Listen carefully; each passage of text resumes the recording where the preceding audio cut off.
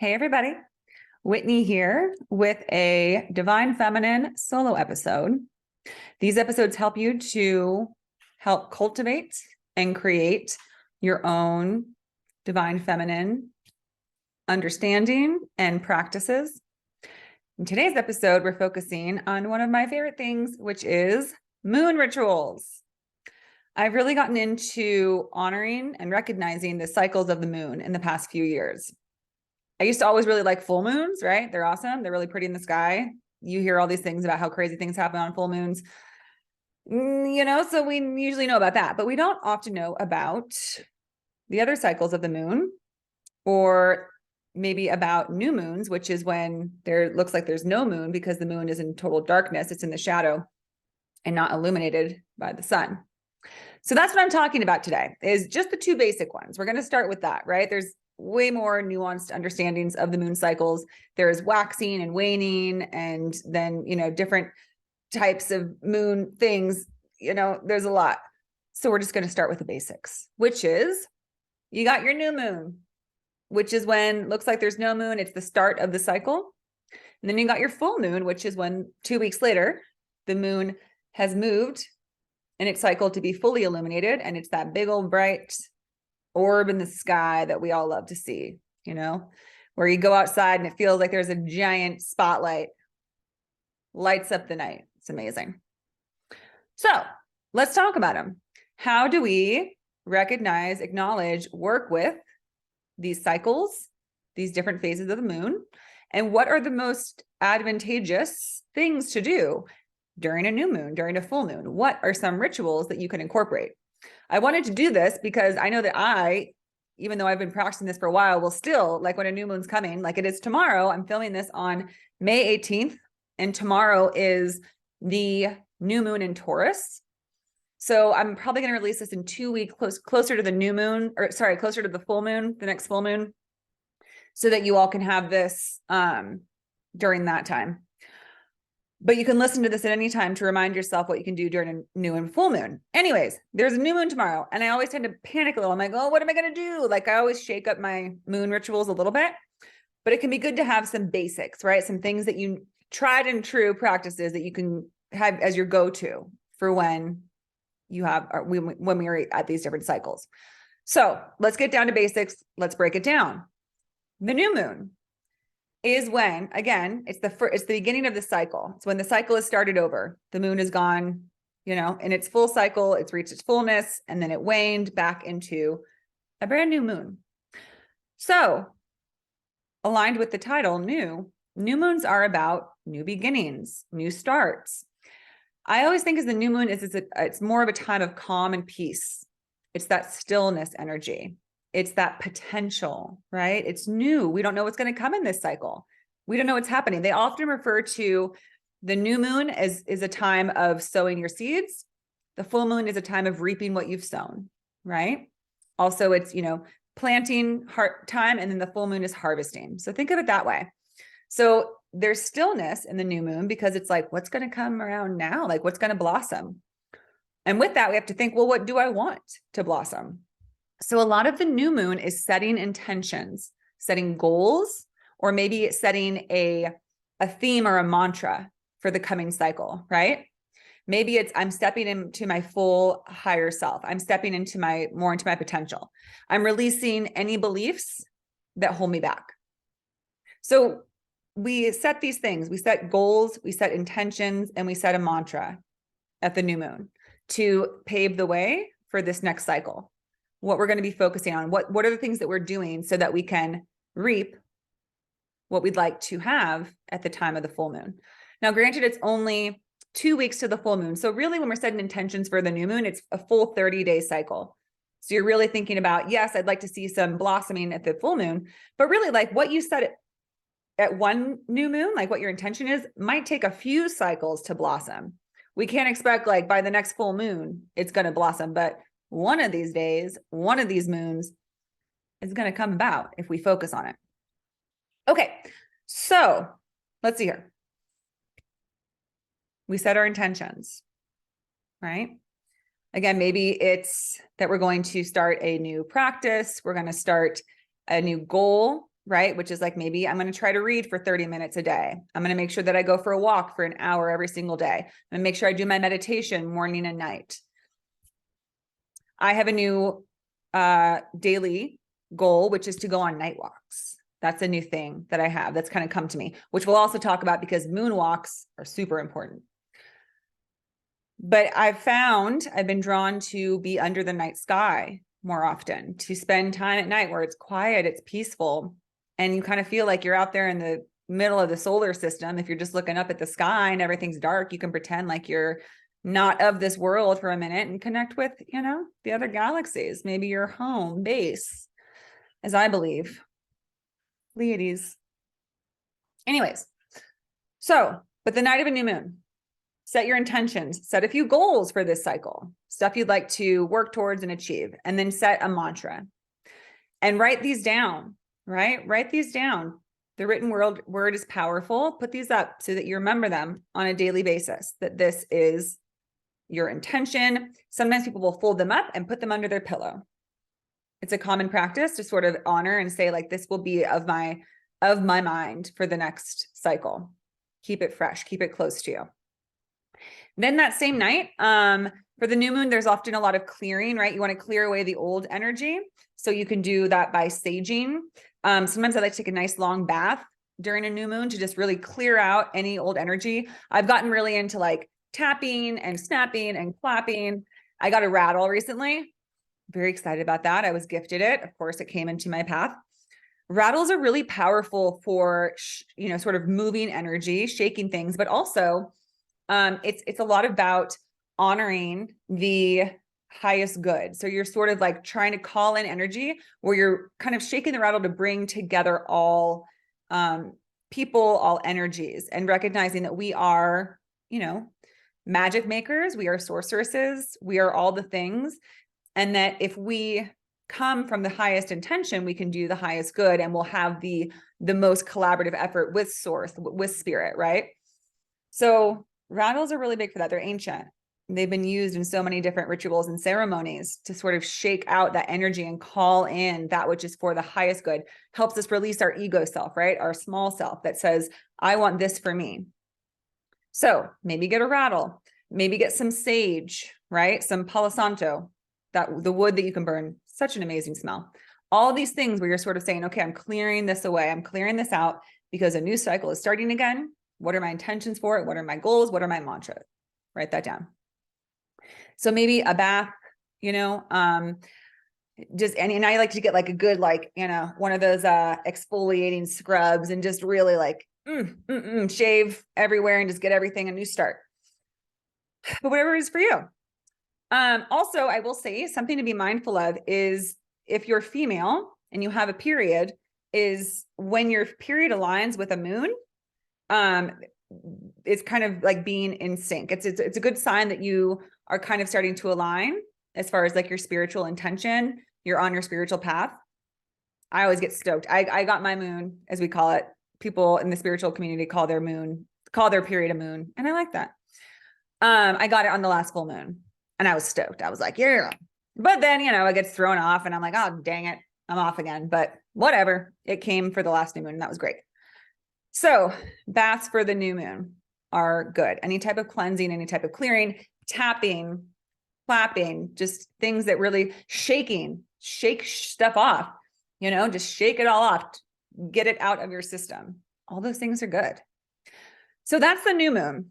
And then 2 weeks later, which also I'll say, the new moon is always based with the current astrological zodiac sign of that day, right? So for example, tomorrow's new moon is Taurus because right now we're in Taurus season. Whereas the full moon, which we're about to get into, is always going to be represented by the sign, which is opposite to the current sign, right? So, oh boy, you're going to make me do math here. The next full moon, we're going to be in Gemini season. So what's the opposite of June? Let's count 6 months out. We got June, July, August, September, October, November, December. So what's that like? Sag, right? So don't, take my word for it, but I believe the next full moon is in Sagittarius because they call it a full moon, right? It's the sign opposite. And if you have in your chart, which I actually do, my sun sign is Virgo and my rising sign is Pisces. So they call that having a full moon in your chart because those are opposite signs. They're 6 months apart exactly. So they're on opposite ends of the zodiac. So that's what the full moon will always be. It will always be the opposite sign to the current zodiac sign. So with that, let's jump into full moons. Full moons are fun, right? We all love full moons. Like I said, they're beautiful. We don't even have to be spiritual to know that they're awesome and, you know, they're relevant to our culture. And we hear about them a lot in horror movies and all that. It's when like the werewolves come out and all the craziness happens. The reason why that is because the energy is intensified, right? That thing is glowing up there in the sky. And also, like I said, the full moon is a time to reap what you've sown, to harvest. It's also a time of celebration. It's when you're like, yeah, look what we did. Because you got to give yourself credit, right? There's got to be that time. There's the stillness of the new moon where we are in the sacred space of creation and the sacred space of honoring what we're going to create next, right? And there's beauty in that because then we are acting as the creators and we're in our creative energy. So there's more stillness, more quiet. But the full moon is that, woo, we did it. Look at what came about. Let's celebrate it. Let's rock. Some of my favorite things to do on a full moon is to go dance out under the moon. I used to live next to this like awesome giant hill back in California.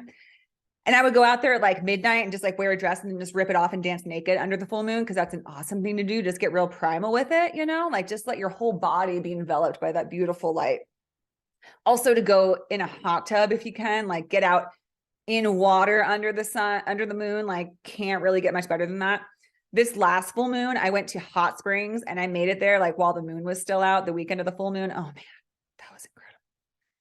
And it was out in nature, right? Out in nature, in water, under the moon, bam, bam, bam, enlightened. I gained like 10 spiritual degrees. I'm just kidding. But so stuff like that is good. Like get outside. Go for a moonwalk. That's what I was going to say. Moonwalks are amazing, both for the new moon and the full moon. Really, every single night is great. But walking under the moon, letting that light come to you, because even with a new moon where you can't see it, that energy of cleansing and clearing and new beginnings is coming down. You can radiate and you can feel it. But with the new moon, again, it's more energized. So, I mean, you know, this last full moon, I went to those hot springs at 2 a.m. and I was up all night. I haven't done that for like 15 years or something, but it just, you know, you get energized by the moon, go with it. Random exciting things might happen, like surprises, shocks, craziness, go with it, roll with it. And if you can, get outside, dance under the moon, walk under the moon, listen to some music that inspires you. I really love the band M83. If you've ever heard of it, they came out like early 2010s with their song Midnight City. That what it's called? I think so. Yeah. And that is like literally the quintessential full moon dancing song. That band is like almost otherworldly. Like I feel like they're from another planet. I feel like they're probably aliens who like congregated here to bring us their beautiful music. Cause listen to one of their albums. Like you feel like it launches you out into space and then you're just like floating around the cosmos, listening to some of those songs. So that's my go-to for music dancing, but do whatever calls to you to dance under the full moon. Get naked if you can, if you want, if it's your thing. Sit in a hot tub, get in a body of water under the moon. Hello. You can also take a bath, but I like to be more outside for the full moons when I can. And then, yes, it's a time of celebration. So it's a time where we want to say, okay, what's come about in this cycle? What is coming to fruition? Because we want to give ourselves credit, right? We can't just work our whole life and never acknowledge the progress we've made. So we take this time to celebrate. Often you can make like a nice big elaborate meal on the full moon. Some people will cleanse or do a fast on the new moon to kind of recognize that stillness, that quietness, that, you know, regeneration, the clearing out, the cleansing. Or they just eat lightly and very healthily. But on the full moon, that's more of a time to like maybe get friends over and have like a big, you know, banquet or, you know, buffet, whatever, and just have fun with that. So yeah, those are some of the top things to do in the full moon. Also, you are really also releasing some of the not so great stuff, right? Like you're kind of saying like, all right, here's what's come about. And now that I've got this newness, I am freaking done with this. It could be like ex-lovers, ex-partners, friends, situations, mentalities, jobs that you're like, this is done. This is out now. And, you know, do rituals for that. Again, use like the saging, use like, you know, brushing and all that stuff to just kind of shake it out and gut it out. because there's no room for that anymore. So, and then also it's important to, again, look at what sign the moon is in, right? If it's like a Leo moon, you know, that's like, oh, dang, like this, the lion is roaring. You got that real prideful, but also like ambitious and driven and gregarious energy coming out. But if it's like a Cancer moon, then it's more in your feelings. So, you know, you're definitely still feeling that radiant, powerful full moon energy, but it might really play into like some deeper emotional levels. So just kind of check that out. And I think that about wraps it up.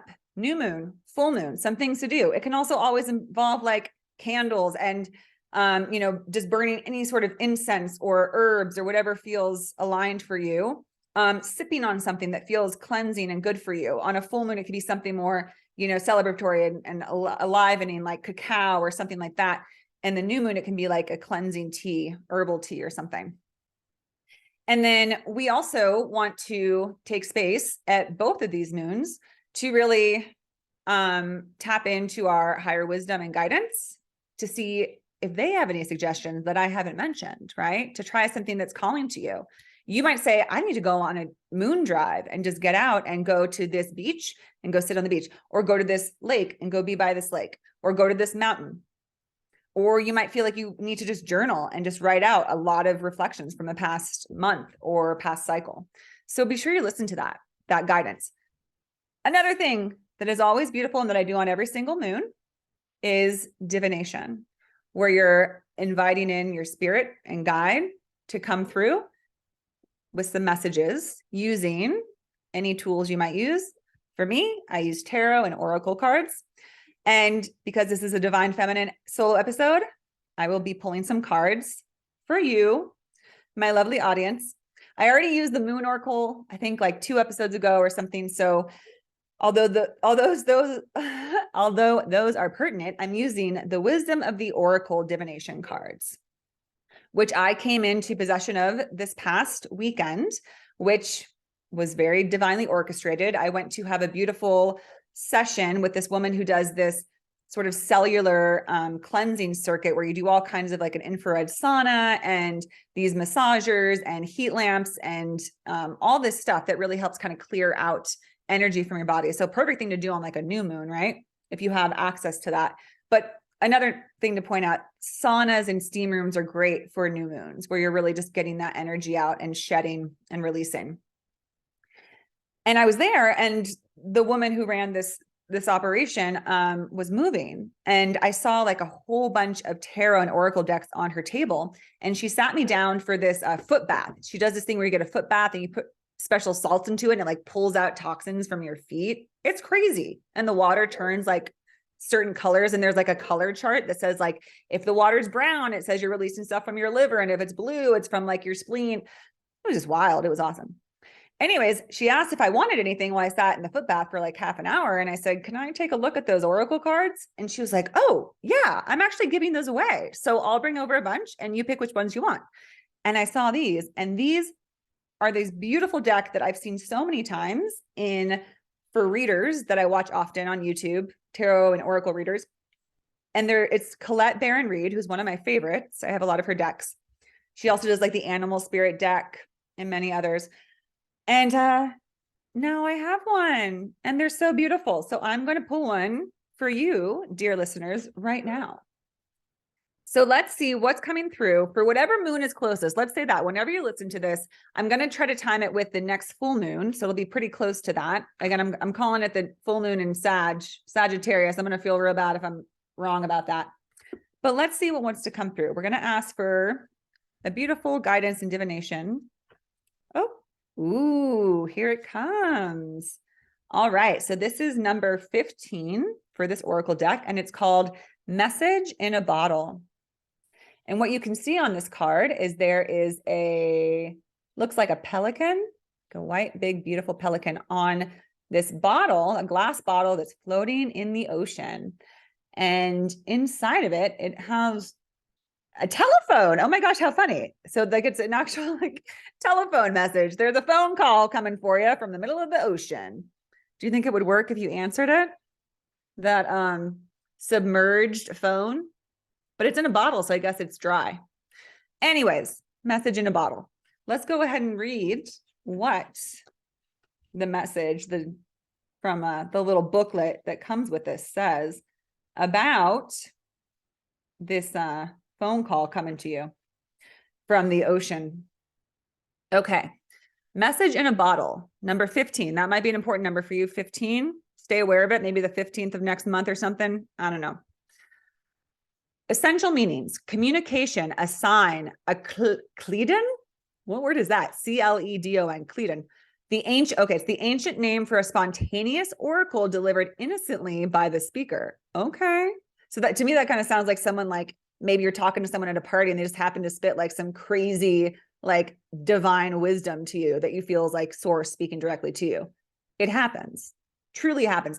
Don't dismiss anything or anybody or any situation to be a conduit and channel of the divine, because we are all part of the divine. So you can find divine messages in the most unexpected places and sources. Okay, the oracle's message: Spirit sends you signs when you ask for them, when you believe you will receive them, and when you allow yourself to become fluent in the language of symbols, oracles, and omens. They may come to you as a bird flying by, a logo on a truck, and a song on the radio. Yes, yes, yes. Listen out. This is me speaking. This isn't the message, but be aware of everything. Words on the back of someone's shirt who's walking in front of you. Like it says, a logo on the side of a truck, a commercial that you see, a song that plays. Sometimes spirit talks to you directly through that medium. Okay, keep your ears open, for someone might say just the right thing that will give you the answer to your query. Today, your message is this: Spirit hears you, and the reply is favorable. Yeah.